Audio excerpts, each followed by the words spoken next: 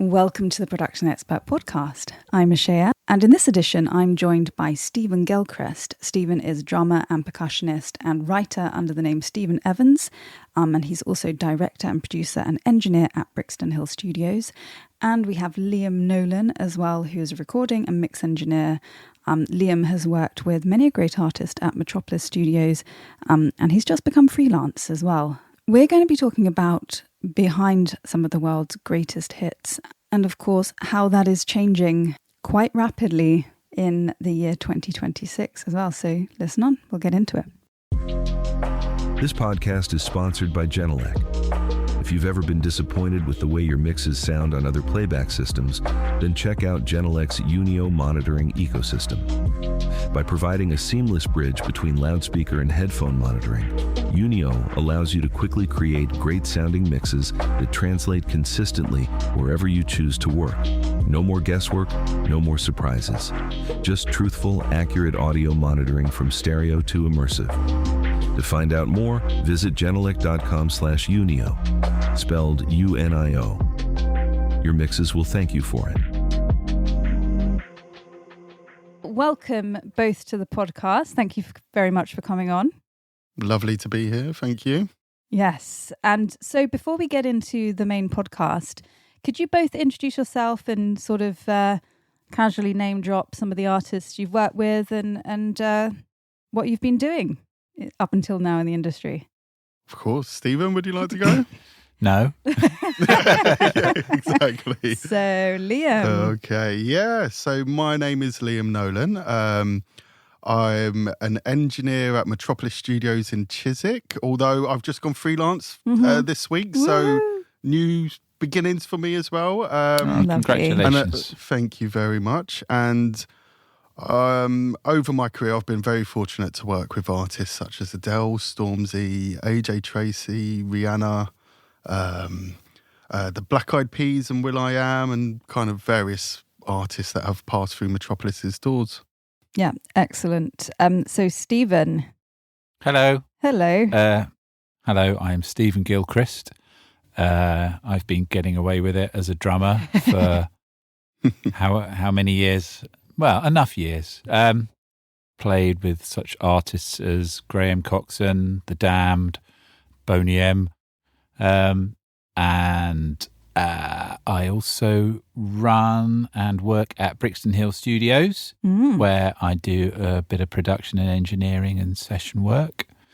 And, of course, have worked with Tony Visconti, which is kind of why we're here. It is kind of why we're here, indeed. And we are going to get to that slightly later on in the podcast, because indeed that is why we're here. And so why do you think you've got away with it for so long then, Stephen, in this industry? Well, I could tell you, but I'd have to kill you.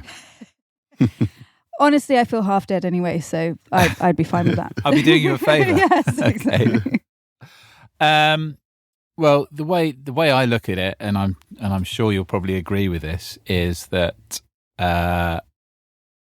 obviously you have to have a fair amount of talent. Mm-hmm.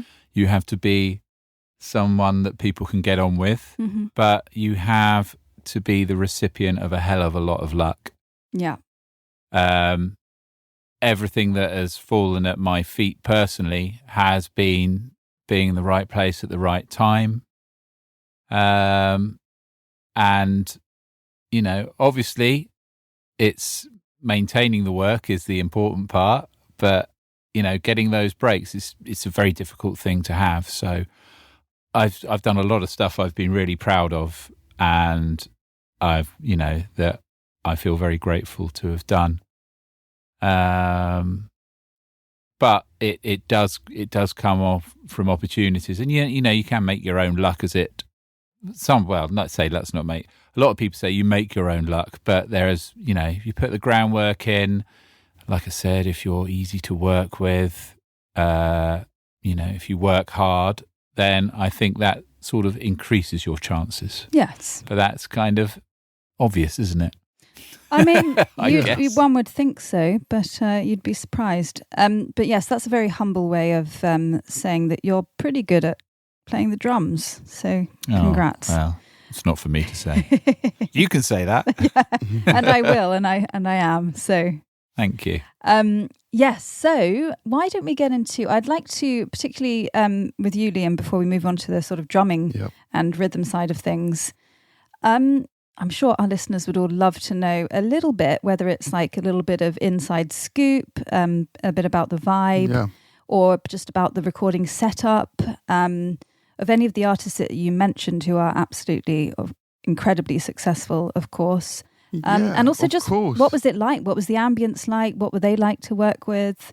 Anything that you can tell us, I'm sure we'll lap it up. Yeah, so I guess, first of all, working with, artists, you'll find most of the time everybody's really nice kind of most of the time because, as Steven said, when you're in a studio, it's very important that you're making people feel comfortable and it's a good vibe. So often artists are kind of that way inclined and anyway, which is always fun and kind of, very fun. And I guess kind of the biggest record I've worked on was Adele's Hello. And that was an amazing session for me, really, and kind of a real insight into how those records come about. Because it was very different from a lot of sessions, actually, because it was only Adele and the producer Greg Kurstin who came to Metropolis. And it was meant to be just a writing session from what I can gather. And the day before we started, Greg came into the studio the evening before and we set up drums in the live room, piano, bass, guitars, the vocal mic, kind of various toys for them to just play with and kind of make music, for the couple of days that they were in. And it was a bit of a baptism of fire for me because I was kind of half assisting, half engineering. So it was quite a big session to do, obviously. And what was really interesting about it, because it was meant to be writing, it was all fed into Greg's laptop. Right. And he had 4 inputs on his interface. Just out of interest, sorry to stop you there, and I know this is a fantastic story. What DAW was Greg using? I think it was Logic from what I can remember. Oh, that's going to annoy so many people, but yes, carry on. No, what was really interesting about it was because he only had 4 inputs, but obviously we kind of had essentially a full band set up in the studio for them to just write and kind of jam and come up with ideas. So the night before, Greg would, go play the drums. I would get a drum sound. And the large fader balance on the SSL we have downstairs, kind of, that was sent to say, inputs 1 and 2. So the drum mix was literally just 2 inputs, a left and a right, if that makes sense. Same with the piano and all the instruments. If it was a stereo instrument, it's going into 1 and 2. Vocals to input 3. And, again, because they were quite private as well. So a lot of the time I left them to it. So if he wanted to play the drums, he would just solo the drum group, go play drums, it would record to his laptop. And that was kind of how they built the track, which was pretty amazing, to be fair. Nice. And I'm sure afterwards he would have gone away and worked on it more and done some more stuff to it. But, the kind of core bones of it was done like that, which was very interesting. So which studio in Metropolis were you in, by the way? For that one, that was Studio A. Okay, is that, for those who don't know, can you sort of describe the vibe and the equipment in there? Yeah, I mean, it's our largest room that we have here at Metropolis. It's, we've got a big SSL J series down there. A great sounding live room, actually. It's fantastic, really big and open, but quite controlled. And, you can really sculpt the live rooms to whatever sounds you go in for, really, with kind of baffles and carpets. And, it's just a great room to work out. When you step into rooms like that, you kind of, just in being a place, with a big desk and, big speakers, it's kind of, you're there to work and make a really good record. So it kind of gives you that excitement and energy to make really good records. The Production Expert Podcast is made possible using the new Source Nexus suite from Source Elements, the professional way to collaborate over the internet, along with high-definition, low-latency audio and video. Need to record an interview or a podcast, or collaborate with others for songwriting, review and approval, remote editing, and more. With Source Nexus suite, using any browser, you'll get studio-quality audio and video, along with custom-built tools for seamless integration with your DAW. Pricing starts at free. Get your account today at sourceelements.com. Yeah. Tell us about Adele then. How did what was she like? Did she how many did she do a lot of takes? I mean, she's lovely. She's lovely. Again, I've got to admit, when she was cutting vocals, and for a lot of it, I would leave them to it because there was, you know, it was all going to Greg's laptop, so he was running everything, and I was just checking levels as things were going in. So when it came to vocals, I was in there for a little bit to make sure they were all set up, everything was going smoothly, and then I'd leave them to it. So yeah, I wasn't actually in the room for that long when she was cutting vocals. I do feel like I'm slightly interrogating you. I hope it doesn't sound too much. That's all good. What mic and preamp were you using? Yeah, so from what I remember, it was a U47, one of our vintage U47s. Oh, lovely. I'm pretty sure it would have been a Neve 1081 into an 1176. But again, I know they worked on it as well outside of Metropolis, so could have recut the vocals. I don't quite know once it kind of left the building, but you know. So, but that was the chain that we had set up when she was cutting the vocals here. Yeah. You know, I've really got to thank Greg, really, because, as I said, it was a writing session and, you know, I was still fairly new to well, not new to engineering, but kind of finding my feet in it. Mm-hmm. And, you know, he was gracious enough to have credited me, you know, as engineering, because he said, yeah, we used a lot of the stuff that we did at the studio, you know, it all made it to the record. So, and, you know, I just find it super fascinating that it was all four inputs. The drum sound was literally just the left and the right. Same with the pianos. We had a kind of multi-mic'd piano, you know, some close and rooms. And, you know, he got a blend of those mics that he liked and committed it straight to Logic, which was amazing. You have access to so much incredible gear at Metropolis. Yeah. Are there sort of highly requested mics that you get a lot? Again, we've got an amazing mic locker. So, you know, having U47s, U67s, M49s, you know, we've got all the tonal options there. But I guess with the clients that I'm kind of working with a lot more currently, so I kind of work a lot with rappers and pop artists.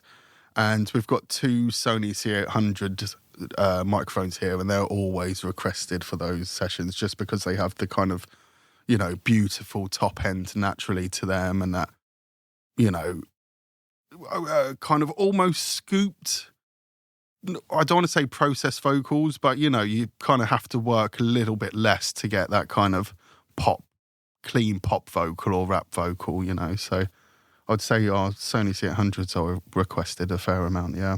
Yeah, nice. Very nice. And so kind of like how I asked Steven, really. Yeah. Especially because you've obviously, you know, engineered and assisted and sat in with so many huge sessions with incredible artists, incredible producers.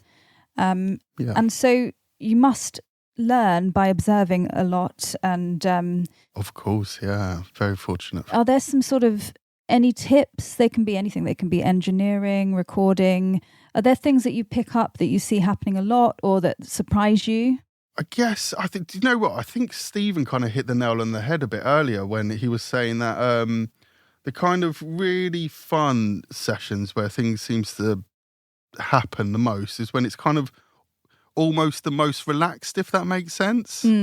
Yes. You know, and how people are in the room and, you know, if it's a good vibe, then things just kind of tend to happen. And so I say kind of once you kind of get into rooms and studios and sessions, kind of, I don't want to say studio etiquette because that's the wrong way of saying it, but like the kind of vibe is very important, I think, and how you kind of approach sessions. So from an engineering point of view, you know, my job is to make the artist and as comfortable as possible, you know, and kind of be happy with what they've put down. And same with the producer, make sure they're all happy. So yes. Yeah, I think it's just kind of, it is a serious business we're in, but it's also not a serious business we're in. Absolutely. Yes, it's supposed to be fun. Yeah.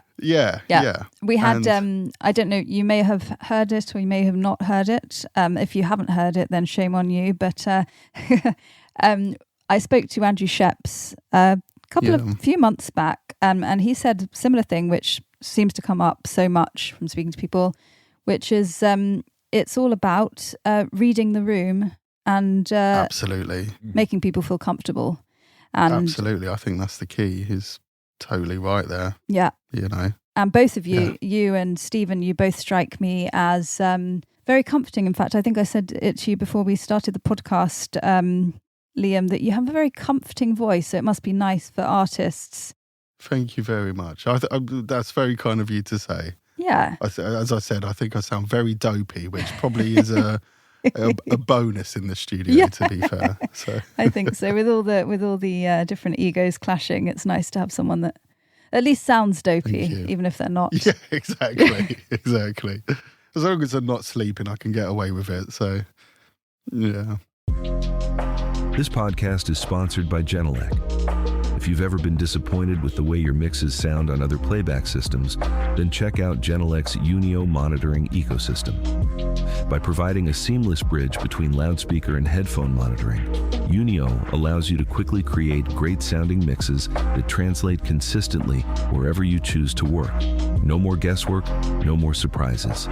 Just truthful, accurate audio monitoring from stereo to immersive. To find out more, visit genelec.com/Unio, spelled UNIO. Your mixes will thank you for it. Am I correct in thinking that you actually only use tape to record? Oh, no, not at all. Most people want to do stuff in Pro Tools, so that is mostly what I use. But for all my own, I record under the name Stephen Evans. Mm-hmm. I'm working on my 5th record, and all of them, apart from the first, have been to tape. And even the first one was mixed to tape. Mm-hmm. But amazing. There's a couple of reasons for it. One of the reasons is it's still the most comfortable way of doing it, because I'm old enough that was the way we did it when we started it. And I had my first studio. I had a 1/2-inch Atari MX 5050 8-track, a Soundtrack's PC MIDI desk, which I did have until only about 5 years ago. Right. The very simple kind of Project Studio desk, but the preamps on it are brilliant. You can really make them colourful by whacking the trims up on the mic pre's and stuff like that. Oh, actually, and on the tape returns, and one little reverb unit, one stereo compressor, that kind of thing. That was my start of it, and it's still that way I'm most comfortable with doing it.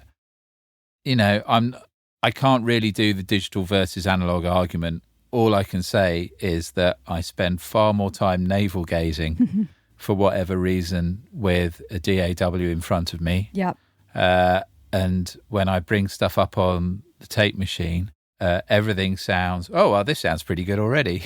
It might lull me into a false sense of security, but what is going into the desk when it comes back off Pro Tools, it is always lacking something that has gone in. And when I bring it back off the tape machine, it's got that, and sometimes it's added something, usually in the low end. Mm-hmm. Maybe I'm not setting the machine up properly if it's doing that. But, I don't want to get into some whole argument, and, I can see the red faces of going, it's flipping tape fetishist. But, over here, Stephen, by the way. Yeah. Right, put the knife down. Yeah, exactly. It does get a bit hot and heated around here sometimes. Yeah, it does, but I mean, it's just that that's the way I like working. Yeah. I also know the fact that as Steve Albini said, that there's always going to be a machine you can play it back on. If there's engineers who can fix up the machines, set them up, you're always going to be able to pay that 2-inch back. Even if you've got a 16-track on 2-inch, you can still transfer the material on a 24-track block. We're really lucky here. We've got a Studer A820 2-track, 2-inch, 24-track, and it's brilliant. Nice. I'm really enjoying it.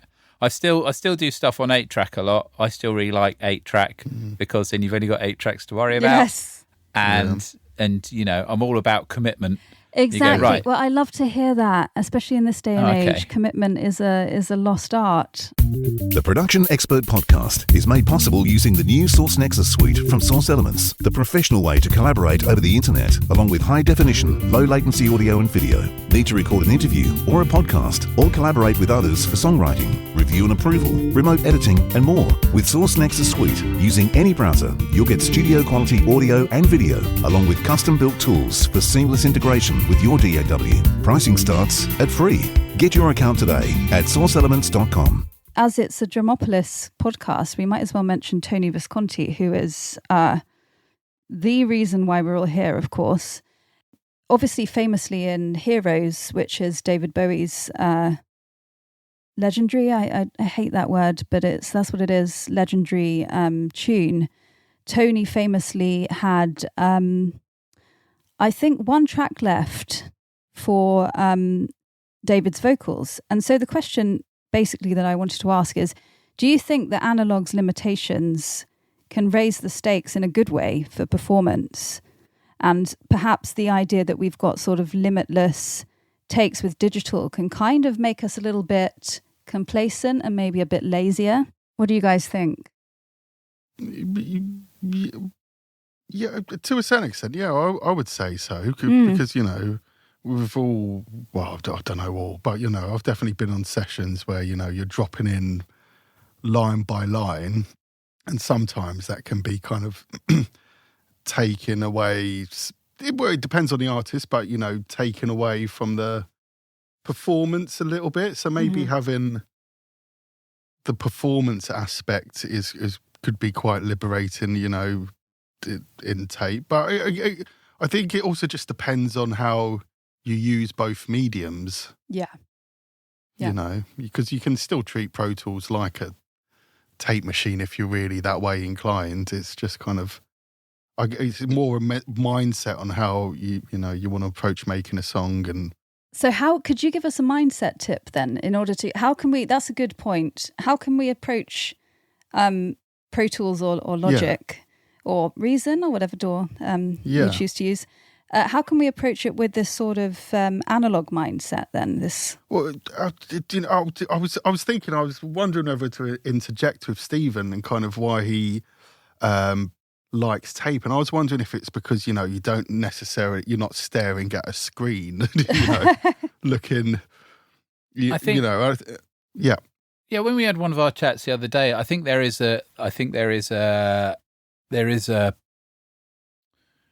disadvantage to having a screen in front of you because you're looking at music and you're not necessarily listening to it. Mm-hmm. And I think we've all made mistakes where we've judged on the waveform rather than what's coming out of the speaker. Definitely. And the waveform is a representation. That is not necessarily the entire picture. Yeah. I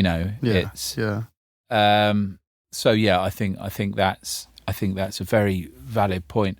I also think, what you were talking about earlier about, the differences, and I think one of the things is that having all of the options where Pro Tools, etc., is there can be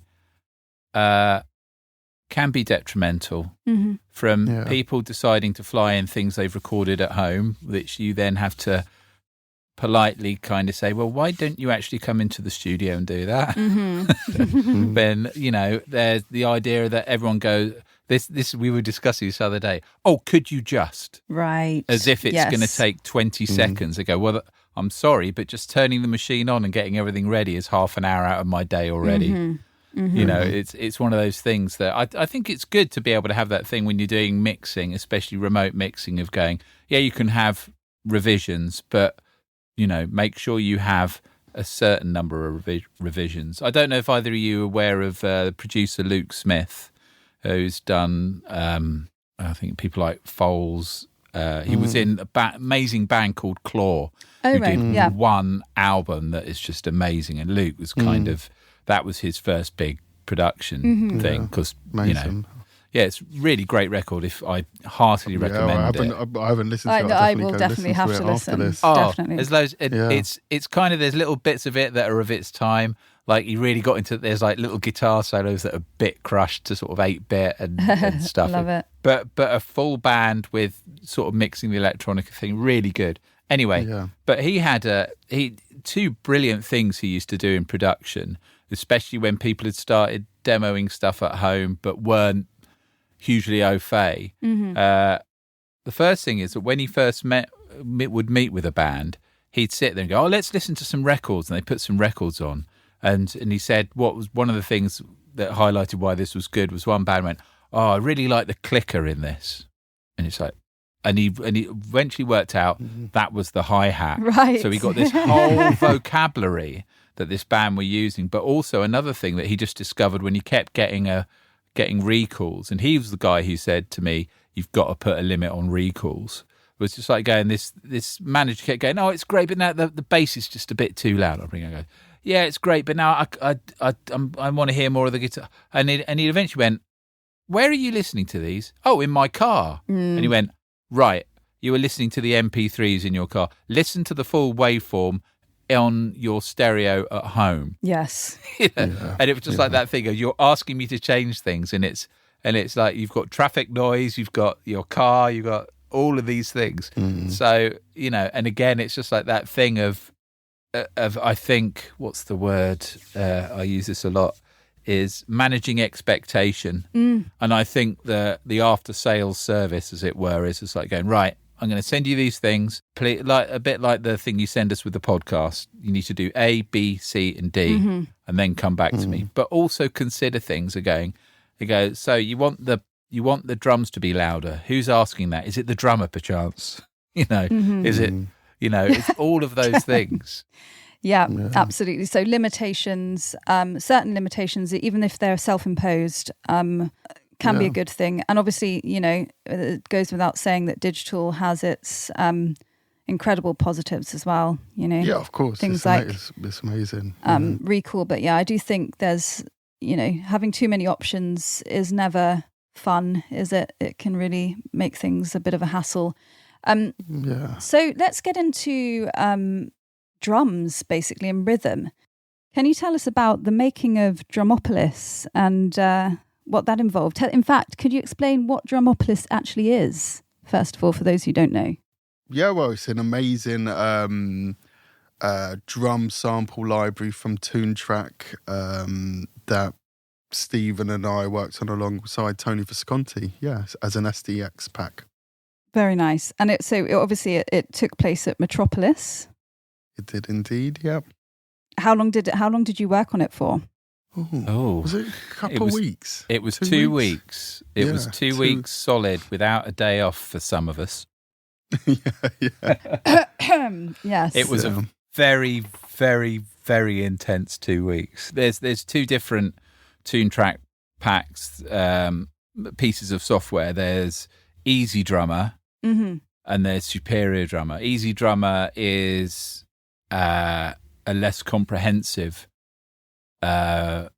drum sample pack, whereas Superior Drummer is sort of much larger library of drums and far more detail. So what do I mean by that is that obviously my job is there to hit the drum and for it to be recorded for the sample pack, but you don't hit the drum once. You hit it with different velocities and therefore different volumes, different tones from the drum. So with the Superior Drummer pack, you get from the most feather light touch all the way through to the crackingest rim shots on the snare drum, for example, and all the full sort of gamut spectrum of those velocities within. Whereas with Easy Drummer, it's not as many velocities, shall we say? It's a very interesting way of describing it. I know.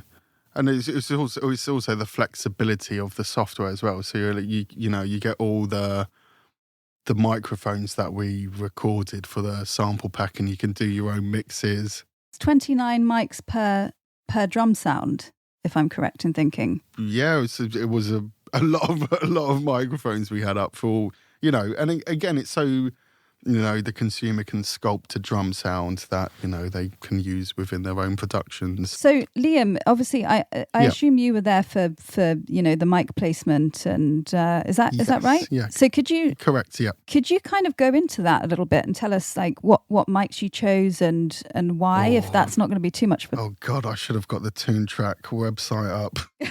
You still can. Yeah, I'm quickly Googling it. Do you know what? Because it's come out now, but it was a while ago that we did it, so trying to remember. But essentially, the idea was, because it was all about Tony Visconti, so it was all about. Well, Stephen will be able to tell you more about the drum kits, but it was trying to capture his iconic sounds, but also with the flexibility so people can kind of make their own. So it was always all the microphones. It was always a discussion between myself and Tony about kind of what we should use on each drum kit. We had some kind of lovely old vintage microphones that he would have used, when he was doing his productions, as well as some kind of more modern ones, especially when we moved the drum kits into the ISO booth. There were some kind of more modern microphones. I think he did mention on the video as well that he actually quite likes new equipment. So he did choose some of the newer mics as well, yeah, which absolutely. is cool. He's still working, doing his thing now, so he's up to speed, with all the kind of current microphone technology and what mics are out there. So it's kind of a snapshot of where he was and where he is, if that makes sense. And so, Stephen, do you know when you were sort of playing the drums, did you kind of catch a glimpse of the placement, or? Yeah. Well, yes, I saw that they were mics, and I tried my best not to hit them. Thank you very much, Stephen. It's very much appreciated. My pleasure. It's not my first rodeo. Yeah, I'll see. We had there was a Decca tree, yes, which was quite exciting. I mean, because I've used the software really briefly. I haven't really delved into the mixing section of it. But yeah, I mean, there was quite a few things. Probably more than you would for your normal session. We put up a lot more options. For example, the Decca tree. Looking here, there was 1, 2, 3, kind of 4 different sets of room mics. So, an ambience near, an ambience far, the Decca tree, kind of really wide ambience. And then we've also got an amazing stone room in Studio A. So we put, AEA, R80, yeah, exactly, in there to kind of capture that sonic characteristic. So, and that's what I kind of really like about Toontrack and seeing the process was they kind of really, go into the full, how should I phrase it? Sorry, I'm mumbling. But, it's really detailed, and they kind of think of all the possibilities of how people would like to use their pack. So they like to provide lots of options for them. I've seen as well, we've got the classic tea towel on the snare drum as well, which was a big sound of the 70s that gave it that kind of thug. Oh my goodness, thud rather than thug. Thug's a good word, yeah. That thug sound. Yeah, I think we can call it a thug with the towel on it. Yes, there we go. And what else? Did we have the sizzle cymbal as well? Yeah, we did one, I think, in the ISO. They're both in the ISO room, aren't they? Yeah. That's the pack I use the most because that's my drum kit that's in it. Oh, right. Nice. So that when I've done a few bits, I've been doing a remote rehearsal with this band called Interrobang. I'm doing a few dates with the sort of ex-Chumbawamba Regular Fries band. And they're just a 2-piece, just Dunstan Bruce singing and Steve Griffin, who plays the guitar. But he also programs everything. Everything's sort of programmed, so it's just me and him playing with Dunstan singing. But because they live in Leeds and Brighton, respectively, they send me the rehearsals, but they want to hear what I'm playing. So I've been using the Drumopolis sound pack. Nice. And because my lovely old Ludwig kit was on that, and my mum's Premiere snare drum was the last drum that we recorded, I've been using that and sending that in Excellent. the things. So it's nice because like I'm playing my drums and it's me hitting them. So technically it's just me. So how does it feel like? Because obviously this is you in real life. So how does it compare to the real deal? It's never going to be the same as the real deal. No. Pads are still not like playing the actual drums. And they're talking about this kind of software. I think what's really important about, whatever I go on about is we've said at the beginning, I was saying about how ideally I like to record my own stuff. I think what's a really important thing about having a DAW and having something like the Drumopolis software pack is it really democratizes the recording process.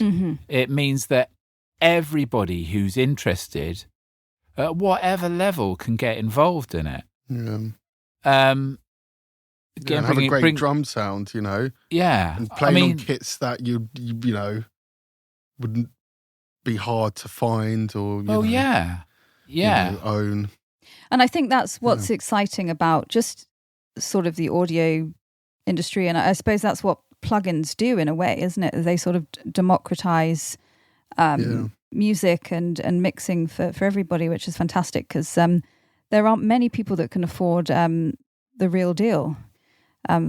So that's really great. An 1176 for 40 quid. Exactly. Rather than 2,540 quid or whatever they cost now. Exactly. They're not cheap. No. And we used amazing mic pre's and gear here. It was a real not effort, but we really went into the detail of trying to get a really good drum sound. So it's great that people have access to that. Absolutely. Yeah. I mean, if you go back to what a really important thing of the punk era, especially in America, is that you couldn't get into a studio. I mean, even if you had the budget for it, the studio would go, I don't think so. It was one thing having the budget for it. It was another thing persuading them. And then, so the whole way that the punk movement in America happened is that everybody, the DIY thing was really part of that whole punk ethic where people would start labels like Touch and Go. And to be like, I'll tell you what, I know a bit about marketing. I'll be the record company guy. Okay, well, I'll promote the shows and I'll do everyone's artwork. And people go, okay, well, I'm going to hire a 4-track and a desk and some mics from the Guitar Centre for the weekend, and I'll record all our bands. It was that kind of thing. So this just blows that wide open. When I was lucky enough as a student to have a Tascam Porter 1, an Atari ST with that famous House of Cracks Cubase version 3. I'm really showing my age here, aren't I? And I had a Kawai K1 keyboard and a 58 or something like that. And I was like, wow, I've got a recording studio in my bedroom. This is amazing. Yes. It's nothing compared to what you can do now. And it is brilliant. And that whole thing is that, to be able to do that thing, if you just want to make some really good music and you go, well, I don't know anything about engineering, but hey, I've got these great drum sounds that Tony and Liam have prepared for me already. Brilliant. I'll just program them in, or I'll get my pal to come and play on his drum or her drum pads. Fantastic. Which is, I absolutely totally agree. I think that's really fantastic. But even for, professional engineers, it's the ease of use. It is an incredible, piece of software with incredible sounds that have gone, so much work has gone into it to make it, possibly one of the realistic. I mean, Toontrack have an incredible reputation already, but I do think it's these things are becoming very viable options. Obviously, they'll never beat the real deal. But it's like you say as well, Stephen. If you're, if you don't have access to the real thing, then you've got that as well, which is pretty up there. And I've already used it in mixes, so it's no secret that sometimes you trigger kicks and snares, but if you like the fact that you can balance the mic. So I've used it where I have a snare drum and I needed a bit more room sound to it, and I kind of already had my MIDI mapped out to the snare, so I just kind of blended in a bit of ambience to the mix, and it kind of did its thing, and it was amazing. Amazing to have that. Yeah. Well, extra tools. It's brilliant. Isn't it? Exactly. But it is an important thing, I think, to stress they are just all tools for, if you don't know how to use them, they're not much use, and it's just like, especially someone with your breadth of experience and skill, they're really going to get the most out of something like that. Yeah, and it's just fun to mess around with drums and make drum beats as well, and to have the 70s sound as well, because we've got a lot of 808 sounds, hip hop, drum samplers and stuff, but it's nice to just like really feel like you've got that classic 70s sound approved by none other than the sound of the 70s. Yeah, it's great. Fantastic. So is there anything else any of you would like to add? Any of you? Yeah, either of you would like to add before we go on our merry ways? Do you feel you've had enough? Have we given you what you need? I think it's been a very, very interesting chat. And there's loads and loads of content in there, so thank you very much. Well, that's all we have time for, but thank you very much to Stephen and Liam, and we'll be back next time with another edition of the Production Expert Podcast.